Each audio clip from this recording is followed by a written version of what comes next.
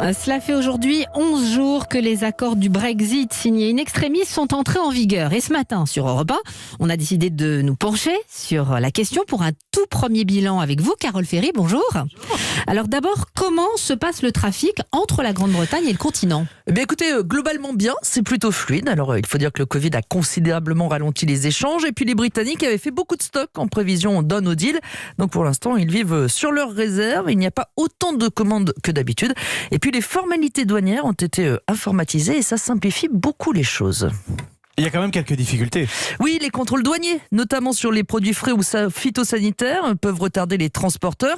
Autre exemple, Stéphane Moisan est un chef d'entreprise français qui exporte des robinets vers la Grande-Bretagne. Il pensait qu'après les accords commerciaux, il n'aurait pas de droit de douane à payer. Il est allé vérifier sur Internet et la surprise, ces robinets étaient taxés à 2%.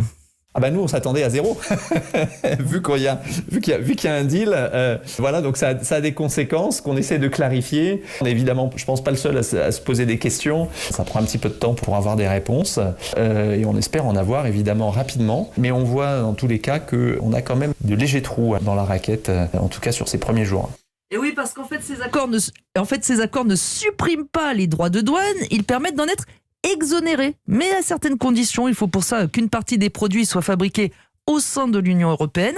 Par exemple, pour qu'une montre puisse être détaxée, il faut qu'au moins 50% de ces pièces proviennent de l'Union européenne et c'est différent pour chaque produit. Alors, on imagine que les choses vont finir par rentrer dans l'ordre. Vous restez avec nous, Carole. On va parler des problèmes d'approvisionnement de produits anglais en France.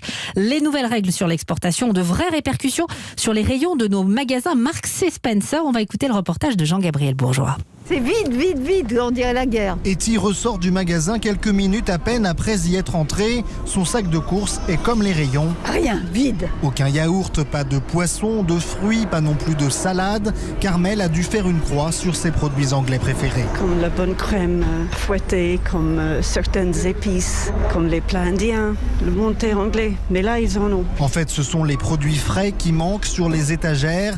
La raison ? Brexit. Un panneau indique que la nouvelle législation sur l'exportation des marchandises perturbe l'approvisionnement et cela inquiète les clients. J'ai demandé au caissière, il m'a dit on ne sait pas, on est dans la même situation. Il fallait s'attendre à ça, ils vont bientôt être au chômage technique parce que s'il n'y a plus rien, terminé. Les acheminements se referont peut-être avec des prix un peu plus élevés. Bon, ils ont voulu l'avoir, le Brexit, ils l'ont maintenant. Mais maintenant, ils vont vraiment commencer à en subir peut-être les conséquences et voir ce que c'est que la réalité des choses. Bientôt 2 semaines sans aucune livraison, confie un vendeur qui espère un retour à la normale, mais pas avant le mois prochain.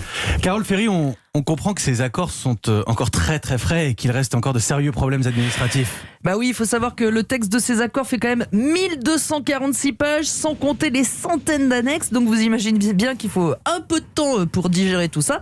Sans parler des malentendus dans les interprétations et les litiges qui vont sûrement intervenir à l'avenir, en particulier bien sûr sur les questions autour de la pêche. Oui, merci Carole Ferry. D'ailleurs, à propos de la pêche, les marins bretons et normands qui veulent travailler dans le secteur de Jersey ont maintenant besoin d'une autorisation, ce qui vivent très mal.